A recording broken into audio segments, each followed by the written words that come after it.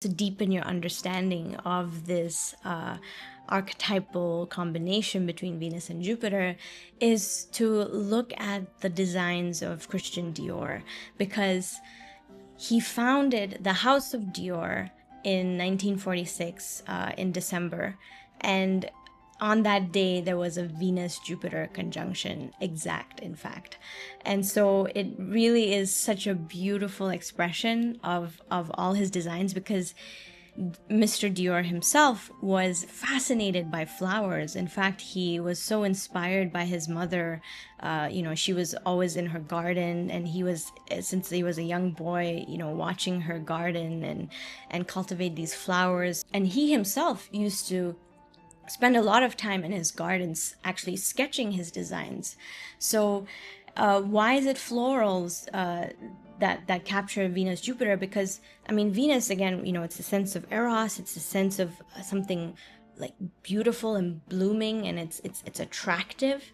And as human beings, we're very attracted to flowers, right? You immediately want to just go and smell it or look at it. I know that when I'm in New York City walking through the farmers market, I just can't stop but look at the flowers. I want to buy all of them. There's something so attractive there. It's so much eros. It's pulling me in. The Venus, right? The flowers.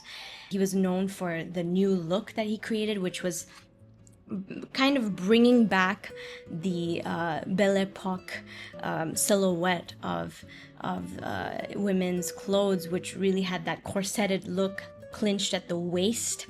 And so his new look right after the war in the 1950s was bringing back this sort of way of dressing that women had left behind for a while now. But it was romanticizing, an ideal figure of a woman. And it also had this sense of like a full flower in bloom. So very Venus Jupiter there, that sense of that expansiveness of the bottom part. It's blooming outwards. And he has said that after women, flowers are the most beautiful thing that God has given the world.